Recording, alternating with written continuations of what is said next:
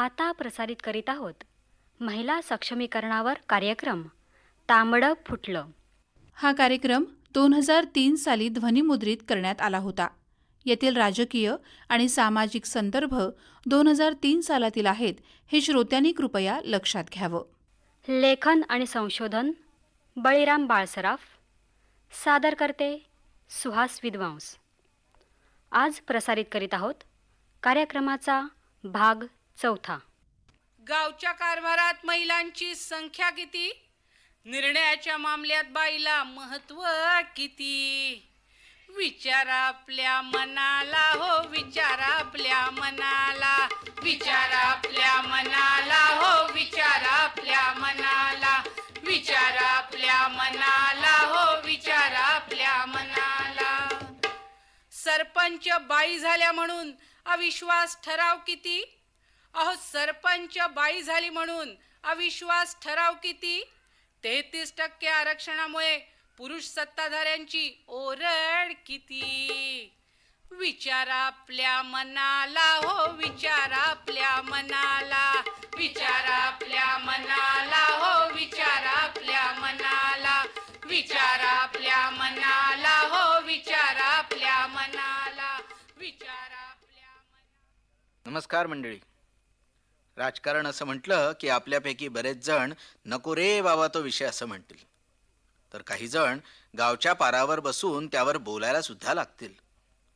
राजकारण हे गरीब सर्वसामान्य माणसांच्या आवाक्याच्या बाहेरची गोष्ट आहे असं बोललं जातं. पण मंडळी, गेल्या काही वर्षापासून परिस्थिती बदलत आहे आणि हे आपल्याला आता लक्षात यायला लागलं असेलच. गावच्या चावडीवर बसलेली राजकारण नावाची गोष्ट आपल्या घरचा उंबरठा ओलांडून चुलीपर्यंत कधीच पोहोचली आहे. कसं पोहोचलंय राजकारण घराघरातल्या चुलीपर्यंत? मंडळी, तुम्हाला माहितीच आहे की 73व्या आणि 74व्या घटनादुरुस्तीनं महिलांना राजकारणाचं नवं आकाश खुलं झालं. महिला राजसत्तेत आल्या आणि खऱ्या अर्थानं राजकारण चुलीपर्यंत पोहोचलं. आजपर्यंत केवळ पुरुषांचंच वर्चस्व, त्यातही ठराविक लोकांच्या हातात असलेलं राजकारणाचं टोक. आणि या घटनेमुळे सर्वसामान्यांच्या, मुख्य म्हणजे महिलांच्या हातात काहीच येत नव्हतं. ते आता यायला लागलंय. यालाही आता 10 वर्ष पूर्ण झाली. महिला सत्तेत येऊ लागल्या आहेत. राजकारण हे केवळ गावच्या पारावर बसून गप्पा मारण्याचा विषय राहिलेला नाही. तो आता गाव विकासाचा भाग बनतोय असं काहीसं चित्र महाराष्ट्रातील गावात दिसतंय. अशा काही गावात जायला, तेथील महिलांचे अनुभव ऐकायला मंडळी तुम्हाला, मला खात्री आहे, नक्कीच आवडेल. आरक्षणातून आणि आरक्षणाशिवाय राजकारणात सत्तेत आलेल्या महिला काय बोलतात? राजकारणाकडे त्या कसं बघतात? गावचे कोणते प्रश्न त्यांना महत्त्वाचे वाटतात? राजकारणात आलेल्या अडचणी, पुरुषांच्या सहभागाविषयी त्यांचं मत काय? या आणि अशा अनेक प्रश्नांविषयी आपण त्यांची मतं जाणून घेणार आहोत. राजकारणात गेली अनेक वर्ष कार्यरत असलेल्या काही महिलांना आपण आज भेटूया. चला तर मंडळी. मुंबईतील मंत्रालय आणि विधिमंडळ यांच्यामधून समुद्राच्या दिशेने जाणारा रस्ता, रस्त्याच्या डावीकडे विद्यमान मंत्र्यांची टुमदार घरं, थोड्याशा आतील बाजूस असलेला D8 हा बंगला, महिला आणि बालकल्याण राज्यमंत्री विमल मुंदडा यांचा हा बंगला. महिला आणि बालकल्याण हे महिला सक्षमीकरणासाठी कार्यरत असलेलं महत्त्वाचं खातं. या खात्याचं राज्यमंत्रीपद त्या सांभाळतात. आमच्याशी बोलताना त्या म्हणाल्या, टप्प्याटप्प्यानं आज हजारो महिला सक्षमीकरण करू शकतो बचत गटाच्या माध्यमातून. आज 75,000च्या आसपास झाल्या. लाखो महिला म्हणजे सुवर्णजयंती स्वयंरोजगार योजनेतून, याच्यातून आम्ही वेगवेगळं, कारण की शेवटी महिलांचं जोपर्यंत अर्थार्जन होणार नाही तिला तोपर्यंत आत्मविश्वास येणार नाही. म्हणून अशा प्रकारचे बचत गट जर निर्माण झाली तर निश्चितपणे आणि चांगला ग्रामीण भागामध्ये रिस्पॉन्स आहे. त्यामुळे महिला ह्या सर्व गोष्टीमध्ये आज म्हणजे ह्या सर्व बाबीमध्ये आज पुढे येऊन अर्थार्जन करू शकतात. अशा प्रकारची आहे.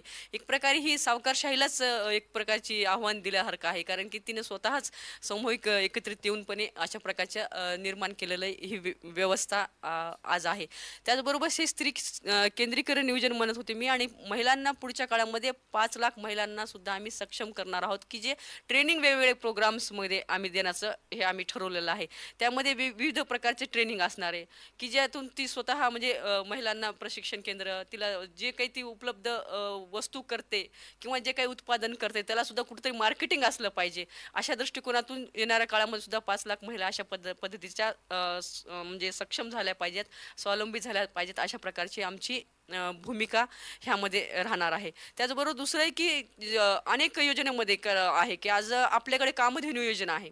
कामधेनू योजनेमध्ये जे आम्ही अंगणवाडीला पूरक पोषण आहार देतो, जे आपण माल न्यूट्रिशन प्रोग्राम राबवतो, की त्यामध्ये महिलांनी जर जिल्ह्याला असेल त्या ठिकाणी टेंडर जर भरलं निविदे प्रक्रियेमध्ये, तिला 50% ज्या काही महिला संस्था आहेत त्या समान याच्यामध्ये एक जर संस्थेला एके संस्थेला मिळणार, परंतु जे काही 4-5 संस्था जरी आल्या तरी त्यांना समप्रमाणामध्ये विभागून आम्ही 50% काम आहे त्या जिल्हा टेंडरच्या, आणि त्यामध्ये जे काही लोएस्ट येईल, जे 50% आपण स्पर्धा करतो, ज्यामध्ये कोणी जो लोएस्ट येईल त्यामध्ये 10% वाढून त्या दरानं आम्ही काम देतो. म्हणजे त्या महिलाला त्याचा उपयोग होतो की 10% वाढीव दरानं महिला संस्था आहे म्हणून आम्ही केवळ हे करतो.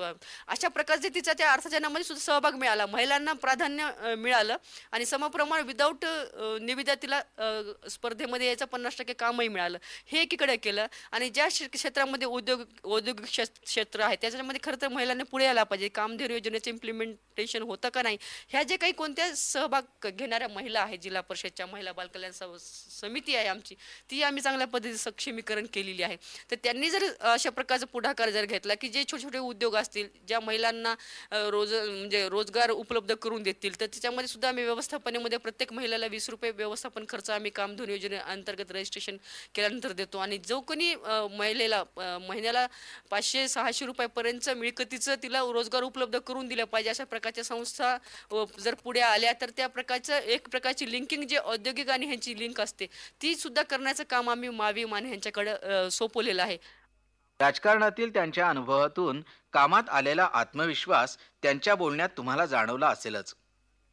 महिलांच्या राजकारणातील स्थानाविषयी त्या खूप आशादायी आहेत. महिलांचं राजकीय सक्षमीकरण हे त्यांच्या आर्थिक आणि सामाजिक सक्षमीकरणावर अवलंबून आहे असं त्यांना वाटतं. म्हणून मी आपल्याला सांगू इच्छिते की ह्या माध्यमातून की आज महिला सर्व क्षेत्रामध्ये आलेली आहे. असं नाही की विकासापासून दूर आहे. आज नोकरीच्या क्षेत्रामध्ये, सामाजिक क्षेत्रामध्ये प्रत्येक जागी आज चांगली चांगली उंच भरारी आमच्या स्त्रियांनी घेतलेली आहे. परंतु ग्रामीण भागातली जी आमची शेवटच्या घटकामध्ये राहणारी स्त्री आहे तिला जागरूक करणं, तिच्यासाठी प्रोग्राम राबवणं हे आमच्या महाराष्ट्र शासनाचं कर्तव्य आहे. म्हणून शोषित, पीडित, दलित जी काही शेवटच्या घटकातली आमची महिला आहे, परित्यक्त आहे, हुंडा बळी ठरणारी महिला आहे, ह्या सर्व महिलांसाठी वेगवेगळे स्त्री आधार केंद्र, परित्यक्त महिला असतील की घरातून बाहेर काढला जातात त्यांच्यासाठी असं स्त्री आधार केंद्र आहे. माहेर योजना आहे की माहेर योजनेच्या माध्यमातून आम्ही तिला 15,000 रुपयापर्यंत सुधारित काढलं. आम्ही सुधारित माहेर योजनेमध्ये जे मुलं तिचं लग्न जर मुलीचं करायचं असेल तर तिला आम्ही त्या ठिकाणी 15,000 रुपयापर्यंत अनुदान आम्ही माहेर योजनेतून आम्ही देतो. आणि त्याचबरोबर कायदेविषयक सल्ला वगैरे असेल, महिला बहुउद्देशीय केंद्र असेल, अशा विविध प्रकारच्या योजना आमच्याकडे आहेत. वैयक्तिक लाभार्थीच्या योजना आहेत की जिल्हा परिषदला आम्ही 10 योजना ज्या केंद्रीभूत केल्या गेल्या होत्या त्या योजना सुद्धा आम्ही म्हणजे सेंट्रलाइज केलेल्या योजना सुद्धा आम्ही खाली दिल्या आणि त्या योजना सुद्धा जिल्हा परिषदेच्या माध्यमातून अशा विविध योजना आम्ही अशा पद्धतीने राबवण्याचा प्रयत्न करीत असतो. म्हणून स्त्री केंद्रीकरण, गाव हे घटक समजून जसा विकास करतो तसं स्त्री केंद्रीकरण करून आमचा पुढच्या काळामध्ये विकास हा राहणार आहे.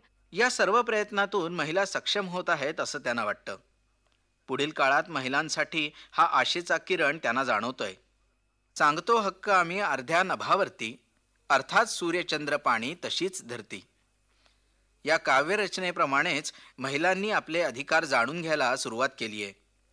1993 साली 73वी आणि 74वी घटना दुरुस्ती आली. किमान गाव ते जिल्हा पातळीवरील राजकारणात स्त्रिया दिसू लागल्या. आरक्षणानं स्त्रियांचा राजकारणात शिरकाव झाला. मंडळी असं जरी असलं तरी काही महिला आपल्या कर्तृत्वाने, आपल्या कुटुंबियांच्या मदतीने आरक्षण नसतानाही राजकारणात आल्या. महाराष्ट्रातीलच उदाहरण घ्यायचं झालं तर मृणाल गोरे, तसंच अहिल्या रांगणेकर, इंदुमती केळकर, शांती नाईक, नीलम गोऱ्हे यांचा आवर्जून उल्लेख करता येईल. या स्त्रियांनी राजकारणात स्वतःचा एक ठसा उमटवलाय. ग्रामपंचायत ते लोकसभा असा चढता राजकीय प्रवास केलेल्या लाटणबाई म्हणून अवघ्या महाराष्ट्राला परिचित असलेल्या मृणाल गोरे. 33% जागा स्त्रियांसाठी राखीव झाल्यावर तिथे कोण स्त्री यावी हे मी ठरवणार, म्हणजे पुरुष ठरवणार असं पुरुषांच्या मनामध्ये. आणि ते ठरवत असताना एकतर माझी नातेवाईक, माझी पत्नी, मुलगी, बहीण, कुणीतरी की जेणेकरून 5 वर्षाचं रिझर्वेशन असेल तर 5 वर्षानंतर पुन्हा मला सीट मिळावी, हाही त्याच्यात हेतू आहे. आणि घ्यायला पाहिजेत म्हणून घ्यायच्या, त्याच्यातून स्त्री मतदारांना आपल्याला आकर्षित करायचे अशी भूमिका नाही. अशी त्या स्त्रिया ज्या उभ्या राहतात त्यांची फार भूमिका आहे असं नाही. कमी स्त्रिया अशा आहेत की या भूमिकेतून ते लाढत आहेत. नाहीतर मी मगाशी म्हटलं तसं हल्ली निवडून आलेल्या प्रतिनिधींना मानधन भरपूर असतं, भत्ते इत्यादी भरपूर असतात, फॅसिलिटीज अनेक असतात. तेव्हा त्याचा लाभ मिळावा हेच मनामध्ये असतं. त्याच्या ते हे इथे जाऊन काहीतरी काम करायचं आहे, मला विषयासंबंधी अभ्यास करायचा आहे, मला बोलायचं आहे, असं फार कमी स्त्रिया बोलतात, बघतो आपण. आणि म्हणून मला असं वाटतं की यामध्ये एकतर मानसिकता पुरुषांची स्त्रियांची दोघांचीही बदलली पाहिजे. राजकारणामध्ये स्त्रियांनी यायचं तर त्यांच्याशी सभ्यतेने वागायचं पथ्य राजकारणी पुरुषांनी पाळलंच पाहिजे. आणि ते तेव्हाच पाळलं जाईल जेव्हा समाजामध्ये स्त्रियांना काहीतरी सन्मानाचे वागवलं जाईल आणि त्यांना मानाने वागवलं. याकरता स्त्रियांचा समानतेचं एक भूमिका असली पाहिजे, समानता दिली पाहिजे, अशी भूमिका सर्व समाजाची असली पाहिजे. डॉक्टर बाबासाहेब आंबेडकरांचा आमच्यावर फार ऋण आहे. मी नेहमी म्हणते की त्यांनी आम्हाला लढा न करता समान कायदे नाही दिले, समान स्थान नाही दिलं नाही फक्त, तर त्याच्याबरोबर विशेष स्थान दिलं, जेणेकरून तुम्ही मागे आहात, तुम्हाला इतरांच्या बरोबरीने येण्याकरता संधी मिळावी याकरता विशेष स्थान दिलं, म्हणूनच आरक्षण दिलं. तेव्हा डॉक्टर बाबासाहेब आंबेडकरांनी दिलं. महात्मा फुले असोत, सावित्रीबाई फुले असोत, विठ्ठल रामचंद्र शिंदे असोत, राजर्षी शाहू महाराज असोत, अनेक समाजसेवकांनी मोठ्या अंशाने मोठ्या प्रमाणामध्ये स्त्रियांच्यासाठी काम केलं. स्त्रियांवर होणाऱ्या सामाजिक अन्यायांना तोंड फोडण्याचं काम पुरुष सामाजिक कार्यकर्त्यांनी केलं. अगदी राम मनोहर रॉयपासून त्यांनी केलं. ग्रामीण भागातल्या स्त्रियांची सर्वात निकड कसली तर पाण्याची, शौचालयाची आणि इंधनाची, हे डॉक्टर राम मनोहर लोहिया यांनी सांगितलं. त्यांच्यासाठी कार्यक्रम घ्यायचा आहे ना, मग या 3 ह्याच्यासाठी कार्यक्रम घ्या, हे पुरुषांनीच अनेक वेळेला सुचवलेलं आहे. तेव्हा मी पुरुषांच्या विरोधी आपण काम केलं पाहिजे असं म्हणत नाही आहे, उलट सर्व समाजाचं काम केलं पाहिजे. त्या दृष्टीने स्त्रियांची मानसिकता तयार करायला पाहिजे. प्रत्यक्ष राजकारणापेक्षा सामाजिक चळवळीमध्ये महिला मोठ्या प्रमाणावर होत्या. स्वातंत्र्याची चळवळ, संयुक्त महाराष्ट्राची चळवळ, आसाम आंदोलन, चिपको आंदोलन अशा अनेक चळवळीत स्त्रियांचा सहभाग मोठा होता. पण राजकारणात महिला मात्र कमी दिसत होत्या. मी असं म्हणेन की हे सगळं करत असताना नेहमी जे सांगितलं जातं की सर्व जगामध्ये श्रीमती इंदिरा गांधी या पंतप्रधानपदी राहिल्या आणि 17 वर्ष राहिल्या, तेव्हा भारतातल्या स्त्रिया मागे आहेत असं कसं तुम्ही म्हणता? एक कुणी स्त्री पंतप्रधानपदी राहिली म्हणून संबंध समाज किंवा समाजाच्या मानसिकतेत, मुख्य म्हणजे पुरुषांच्या मानसिकतेत काही बदल होतो हे खरं नाही. आज राजकारणात असलेल्या महिला सत्तेचा किती व्यापक विचार करतात हे नीलम गोऱ्हेंशी बोलल्यावर आपल्याला कळेल. नीलम, ते एक अशी अपेक्षा आहे या सगळ्या पंचायत राजमध्ये महिलांना जास्तीत जास्त संधी देण्यामागे की त्यांच्यामध्ये राजकीय जागृती व्हावी आणि एक प्रकारची राजकीय महत्त्वाकांक्षा स्त्रियांमध्ये निर्माण व्हावी. तर तुम्हाला आता 2-3 दशकातला सगळा हा राजकीय इतिहास माहिती आहे आपल्या इथला, तर काय तुमचे ऑब्झर्वेशन्स आहे? स्त्रिया राजकारणाचा विचार करत असताना जास्त व्यापक दृष्टिकोनातून आणि समाजकारण म्हणून जास्त विचार करतात. याला एक कारण असं की राजकारणात जाणं म्हणजे केवळ पद मिळवणं याच्यापुरती व्याख्या सीमित ठेवण्याऐवजी बऱ्याच स्त्रियांना जर का विचारलं की तुम्हाला काय प्रश्नावर काम करण्यासाठी तुम्हाला राजकारण करावंसं वाटतं, तर निदान नव्याने ज्यांना काही इच्छा आहे कामाची आणि ग्रामीण भागातल्या कामाशी ज्यांचं थोडंफार नातं जोडलं गेलेलं आहे, त्या स्त्रिया उत्तरं देताना दिसतात की पिण्याच्या पाण्याचा प्रश्न किंवा स्वच्छतागृह, आरोग्याचा प्रश्न यावर आम्हाला काम करायचं आहे असं त्या मांडताना दिसतात. त्यामुळे राजकीय महत्त्वाकांक्षा, राजकीय अधिकार हा जो आपण सारखा राजकीय शब्द वापरतोय, तर हा राजकीय शब्द वापरत असताना आपण एक वस्तुस्थिती पण लक्षात घेतली पाहिजे की आत्ताच्या राजकारणामध्ये किंवा बाहेर समाजामध्ये राजकारण म्हणजे काय याची एक ठराविक अशी प्रतिमा तयार झाली आहे, एक चौकट तयार झाली आहे. आणि राजकारण म्हणजे वादविवाद, संघर्ष, मतभेद, एकमेकावरती कुरघोडी करणं किंवा अगदी भ्रष्टाचार असं एक राजकारणाचं समीकरण झाल्यासारखं दिसतंय. आणि त्यामुळे पण एक कारण असेल की स्त्रिया राजकारणापेक्षा सुद्धा एक तर बऱ्याचशा स्त्रियांना अजूनही माहिती नाही आहे की राजकारणात राखीव जागा का तयार झाल्या. त्यांना असं वाटतं, विचारलं तर, की कोणातरी व्यक्तीच्या कृपेमुळे या जागा तयार झाल्या. त्यामुळे मुळात जो अधिकाराचा पाया किंवा आपल्याला वर्षानुवर्ष समान संधी मिळाली नाही किंवा स्त्री म्हणून आपली संधी डावलली गेली म्हणून आपल्याला ही विशेष संधी मिळाली आहे याची माहितीच स्त्रियांना नाही आहे. आणि त्यामुळे राजकीय महत्त्वाकांक्षा किंवा पुढचं फार राजकीय स्वप्न तर दूर सोडाच, इतर लोकांपासून होणारी सत्ता स्पर्धा, त्यांच्यावर येणारं नियंत्रण, अशा खूप कात्र्यांमधून किंवा अशा खूप वेगवेगळ्या स्वरूपाच्या दबावांमधून स्त्रियांना काम करावं लागतं. एका बाजूला ज्या स्त्रियांना चांगलं काम करायची संधी मिळते आणि विशेषतः राजकीय नेतृत्वाकडून ज्यांना चांगल्या प्रकारे स्वीकारलं गेले, त्या स्त्रिया असं सांगताना दिसतात की आम्हाला काही अडचण नाही आहे, आम्हाला काही प्रश्न नाही आहे, उलट आम्हाला स्वतःहून जबाबदारी टाकली गेली आणि त्यामुळे आम्हाला काम करणं सोपं आहे असं बऱ्याच जणींचं म्हणणं असतं. उलट पक्षी ज्यांना निवडून येईपर्यंत पूर्ण कळलेलंच नसतं की निवडून आल्यावर आपल्यावर काय काय जबाबदाऱ्या पडणार आहेत किंवा त्या जबाबदाऱ्यांची जी एक काटेरी मुकुट असतो त्याचं काटेरी पण जोपर्यंत लक्षात आलेलं नसतं तोपर्यंत सगळं नीट चाललेलं असतं. आणि नंतर मग मात्र स्त्रियांना असं वाटायला लागतं की आता अजून पुढे करायचं म्हणजे याच्यापेक्षा जास्त त्रास होणार असेल तर नको जायला पुढे, असा सुद्धा बऱ्याच वेळेला स्त्रिया विचार करतात. आणि म्हणून राजकीय अधिकारापेक्षा सुद्धा स्त्रियांना एक समाज हिताची कामं आपल्याला कशी करता येतील याचं जेवढं भान येत जाईल तेवढं त्यांना आपोआप राजकारणाचं महत्त्व कळेल असं मला वाटतं. आता आपल्या इथे मतदार जागृती ही पुरुषांच्या बाबतीत सुद्धा तितकीच लागू आहे. तर स्त्रियांचा मतदार म्हणून ज्या वेळेला तुम्ही विचार करता, आता तुम्ही राजकारणात आहात, त्यावेळेला किती महिला जागृत आहे? आम्हीच एक स्त्री आधार केंद्राने सर्व्हे केला होता. त्याच्यामध्ये आम्ही जो सर्व्हे होऊनही काही वर्ष झाले, 5-1 वर्ष होऊन गेली आहेत, पण पुण्याच्या जवळचा हडपसर आणि पुणे शहरातला शिवाजीनगर हे 2 म्हणता येतलं तर असे टोकाचे मतदारसंघ आहेत की जिथे ग्रामीण अर्धशहरी असा हडपसर भाग आणि पुणे शहर. तर त्याच्यात आम्ही एक प्रातिनिधिक म्हणून काही महिला मतदारांशी बोलून त्यांचं जेव्हा पाहिलं तेव्हा असं आम्हाला दिसलं की जवळजवळ 45 म्हणजे ग्रामीण भागामध्ये तर जास्तच 30 ते 35% स्त्रियांनी सांगितलं की आम्ही स्वतःच्या मतानी मतदान करतो.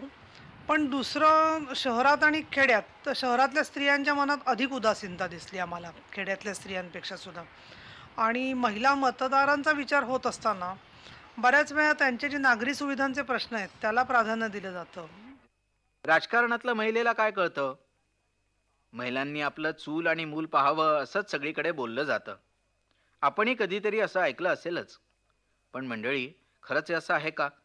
आपल्या गावात, तालुक्यात, जिल्ह्यात आरक्षणातून आलेल्या महिला चांगल्या अर्थाने राजकारण करू शकतात. गुंडेगिरी आणि काळा पैसा असं राजकारणाचं बनत चाललेलं रूप किमान गाव पातळीवर काही अर्थाने बदलतंय असं नाही वाटत का? मंडळी, गावातील सरपंचपद असो किंवा शहरातील महानगरपालिकेचं महापौरपद असो, स्त्रियांनी ते समर्थपणे पेललं आहे याची अनेक उदाहरणं आपल्या राज्यात आहेत. स्त्रियांना आपलं सामर्थ्य दाखवायला स्वातंत्र्यानंतर 50 वर्षे लागली. हे आधी घडलं नसतं का? तर घडलं असतं. अडचण होती ती केवळ संधीची. महाराष्ट्रात 28,000 ग्रामपंचायती आहेत. 33% आरक्षणातून जवळजवळ 9,000 स्त्रिया प्रत्यक्ष राजकारणात आल्या. यातील काही राजकीय वारसा घेऊन तर काही प्रथमच. ग्रामपंचायतीप्रमाणेच नगरपरिषदा आणि महानगरपालिका याच्यात स्त्रिया नगराध्यक्ष ते महापौर अशा उच्च पदावर निवडून आल्या. ज्यांना राजकीय वारसा होता त्यांना घरातील पुरुषांची मदत झाली. पण ज्यांना काहीही राजकीय वारसा नाही अशा आमच्या आदिवासी महिलेला तर हे जगच नवीन होतं. तरीही न डगमगता धडाडीनं आलेली जबाबदारी तितक्याच ताकदीनं आमची आदिवासी महिला पार पाडते आहे. काय विश्वास नाही बसत का तुम्हाला? चला मग आमच्या मोखाड्यात. मोखाडा ठाणे जिल्ह्यातील आदिवासी तालुका. मुंबईचाच एक भाग बनलेल्या ठाणे जिल्ह्याच्या उत्तरेकडचा हा भाग. कुपोषणामुळे होणाऱ्या बालमृत्यूने हा भाग अवघ्या महाराष्ट्राला परिचित असलेला. संपूर्ण तालुका आदिवासी. बिगर आदिवासींची संख्या जवळपास 30% आसपास. आदिवासी तालुका म्हणून पंचायत समितीवर आदिवासी बाया निवडून आल्या. मंगला चौधरी या त्याचपैकी एक. मोखाडा पंचायत समितीच्या सभापती. अत्यंत साधी राहणी. पंचायतीच्या कामाविषयी फारशी माहिती नाही, पण लोकांचं काम व्हावं हीच इच्छा मनात ठेवून त्या काम पाहायला लागल्या. इकडचे जरा अशिक्षित लोकांना त्यांना काही जास्त अनुभव नसतो. राजकारणात पडल्यावर काय फायदा होणार आहे, असं आमचा रोजगार आम्हाला मिळायला पाहिजे ना, म्हणून ते धुणं भांडी करतात. राजकारणात जास्त हे नाही करत ते. कुठला कार्यक्रम असला ना, पण या महिलांची हीच अडचण ना, काम सोडून ते येऊ शकत नाही ना दिवसभर. किंवा आता इलेक्शन आलं तर आपण सांगलं चला प्रचार करायला, तरी सुद्धा नाही. जे कोणी उभे राहणार ते आणि त्यांच्या मागं 2-4 पुरुष माणूस तेवढे, जास्त महिला इकडे भाग घेत नाही. ते आता असं आम्ही पहिल्यापासून आम्हाला मी जास्त हे केलेलं म्हणजे असे लोकांचे कामं केलेले ना. कोणी दवाखान्यात आलं त्यांना मदत केलेली, किंवा कोणी इथे मुक्काम झाला त्यांना राहण्याची सोय केलेली, किंवा एखादा पेशंट असला त्याला जाण्यासाठी भाडं नसलं त्याला पैशाची मदत केलेली. त्याच्यावरनं मी निवडून आले. मी जास्त माझी अशी लोकसेवा केली म्हणून निवडून आले. काय मंडळी, पटलं ना? संधी मिळताच आमची आदिवासी महिला काय करू शकते याचं हे उत्तम उदाहरण. 73व्या घटनादुरुस्तीने 33% महिला पंचायत राज व्यवस्थेत आल्या. मात्र नुसतं आरक्षण देऊन शासनकर्त्यांची जबाबदारी संपणार नाही. महिलांच्या सर्वांगीण विकासासाठी त्यांनी विशेष प्रयत्न करायला हवेत. महिलांचा विकास केवळ सत्तेत सहभाग दिल्याने होईल असं मानणं चुकीचं आहे. स्त्रियांच्या विकासातील मुख्य अडथळा आहे तिचं शोषण, शारीरिक आणि मानसिक पण. महिलेला जोपर्यंत आपला अधिकार हक्क याची जाणीव होणार नाही तोपर्यंत तिचा विकास अशक्य आहे. महिलांवरील अन्याय दूर व्हावा, त्यांना आपला अधिकार हक्क मिळावेत याच उद्देशाने महाराष्ट्रातील महिला आयोगाची स्थापना झाली. आपल्या या कार्यक्रमात आपण भेटणार आहोत महिला आयोगाच्या अध्यक्षा निर्मला सामंत प्रभावळकर यांना. एकेकाळी मुंबई महानगराचं महापौर पद ज्यांनी भूषवलं त्या निर्मलाताई. तर या अशा सोसायटीमध्ये ज्या महिला रिप्रेझेंट करतात, काही प्रतिनिधित्व देतात, तर त्यांना प्रोटेक्शन असायला हवं ना, त्या प्रतिनिधित्वाला अर्थ उरत नाही. तर ते देण्याच्या दृष्टीने आयोग काय प्रयत्न करतो? आयोग हा समाजामधल्या सर्व स्तरांच्या स्त्रियांसाठी आहे. दुर्लक्षित, गरीब, दुर्बल, आदिवासी, खेड्यापाड्यात राहणारे, शहरातल्या सर्व स्त्रिया यांच्या सामाजिक न्याय हक्कासाठी आणि त्यांच्या कायदेशीर हक्कासाठी आयोगाची स्थापना झालेली आहे. बऱ्याच वेळेला मला खूप मोठ्या प्रमाणामध्ये पत्र येतात. त्या पत्रामधून असं दिसतं की अनेक प्रकारचे अन्याय त्यांच्यावर झालेले असतात. बँकांकडून होणारे अन्याय, पोलिसांकडूनही होणारे त्यांच्यावर अन्याय, त्याचप्रमाणे निवडून गेल्यानंतर सुद्धा त्यांचे पुरुष प्रतिनिधी सहकारी असतात त्यांच्यावरून होणारा अन्याय, घरामध्ये डोमेस्टिक व्हायलन्स म्हणून घरातल्या लोकांकडून होणारे अन्याय, असे अनेक प्रकारचे अन्याय होत असतात. गेली मला वाटतं 12 वर्ष झालेली आहेत. आज आपण सहकारी किंवा या सर्व सिविक सोसायटीमध्ये निवडून आलेल्या स्त्रियांचं कामामध्ये, समाजकार्यामध्ये, त्याचप्रमाणे स्थानिक स्वराज्य संस्थांमध्ये त्यांचं पार्टिसिपेशन वाढावं यासाठी आपण काही कायदे केलेले आहेत. परंतु हे कायदे या पुरुष केंद्रित समाजाला झुगारून आपण केलेले असल्यामुळे अजूनही पुरुषांची म्हणजे सर्वसाधारण पुरुषांची तेवढी स्त्रीला अधिकारपदी किंवा सत्तास्थानी बघण्याची मानसिकता ॲक्सेप्ट करण्याचं प्रमाण अजून कमी झालेलं नाही आहे. ग्रामीण भागामध्ये स्त्री जर सत्तास्थानी असली किंवा तिच्या हातामध्ये ग्रामसभेपासून तर मग जिल्हा परिषदेपर्यंत काही अधिकार दिले आणि त्याचा वापर सुरू झाल्यानंतर काही पुरुष प्रस्थापित दुखावले जाऊ शकतात आणि दुखावलेली लोक एकत्र संघटित पद्धतीने येऊन त्यांच्यावर अन्याय करणं, मग त्यांना धमकी देणं, त्यांना त्यांच्या जीवावर उठणं इथपासून तर त्यांना त्यांच्या घरी जाण्यापासून मज्जाव करणं वगैरे अनेक प्रकारचे, आणि जेणेकरून त्यांना त्यांचं काम सुरळीत पार पाडून न देणं या उद्देशाने त्यांची सतवणूक होते, छळवणूक होते, हेही प्रकार हल्ली वाढलेले आहेत. ह्याची दखल बऱ्याच वेळेला असं होतं की त्यांच्यावर अविश्वास ठराव पास करणं, ज्या दिवशी तिने कारभार चोख पार पाडावा म्हणून तिने कुठलेही जर निर्णय घेतले असेल किंवा पावलं उचलली असेल तर त्याच्यासाठी विरोध करणं. त्याचप्रमाणे विशेषतः दारूचा प्रश्न जर हाताळला, पिण्याच्या पाण्याचा जर प्रश्न हाताळला तर ते न आवडल्यामुळे कुठलं तरी दुसरं कारण सांगून तिला कशा पद्धतीने छळता येईल असे अनेक मार्ग अवलंबलेले दिसतात. मंडळी, राजकारणातील महिलेचा प्रवेश ही काय गेल्या 10 वर्षातील गोष्ट नाही हे आपण पाहिलं. राजकारणाच्या बदललेल्या स्वरूपामुळे अनेक जण या वाटेला जायला नको असं म्हणत जरी असले तरी पंचायत राज व्यवस्थेचं चित्र काही प्रमाणात का होईना बदलत आहे. सावित्रीबाई फुलेंचा वारसा सांगणाऱ्या आमच्या महिला सध्या गढूळ झालेलं राजकारणाचं स्वरूप बदलतील आणि खऱ्या अर्थाने महाराष्ट्र पुरोगामी राज्य असल्याचं दाखवून देतील अशी आशा करायला काहीच हरकत नाही. गावच्या पाण्यावर बाईचा अधिकार किती, गावच्या संपत्तीत बाईचा वाटा किती, विचारा आपल्या मनाला, हो विचारा आपल्या मनाला, विचारा आपल्या मनाला, हो विचारा आपल्या मनाला, विचारा आपल्या मनाला, हो विचारा आपल्या मनाला. बाईच्या नावावर जमिनी किती, बाईच्या मालकीच्या हवेल्या किती, विचारा आपल्या मनाला, हो विचारा आपल्या मनाला, विचारा आपल्या मनाला, हो विचारा आपल्या मनाला, विचारा आपल्या मनाला, हो विचारा आपल्या मनाला. गावच्या कारभारात महिलांची संख्या किती, निर्णयाच्या मामल्यात बाईला महत्व किती, विचारा आपल्या मनाला, हो विचारा आपल्या मनाला, विचारा आपल्या मनाला, हो विचारा आपल्या मनाला, विचारा आपल्या मनाला, हो विचारा आपल्या मनाला. सरपंच बाई झाल्या म्हणून अविश्वास ठराव किती, अहो सरपंच बाई झाली म्हणून अविश्वास ठराव किती, 33% आरक्षणामुळे पुरुष सत्ताधाऱ्यांची ओरड किती, विचारा आपल्या मनाला, हो विचारा आपल्या मनाला, विचारा आपल्या मनाला, हो विचारा आपल्या मनाला, विचारा आपल्या मनाला, हो विचारा आपल्या मनाला, विचारा आपल्या मनाला, हो विचारा आपल्या मनाला. आत्ताच आपण ऐकलात महिला सक्षमीकरणावर कार्यक्रम तांबडं फुटलंचा भाग 4. लेखन आणि संशोधन होतं बळीराम बाळसराफ यांचं.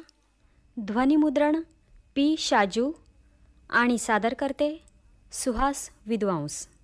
हा कार्यक्रम 2003 साली ध्वनिमुद्रित करण्यात आला होता. येथील राजकीय आणि सामाजिक संदर्भ 2003 सालातील आहेत हे श्रोत्यांनी कृपया लक्षात घ्यावं.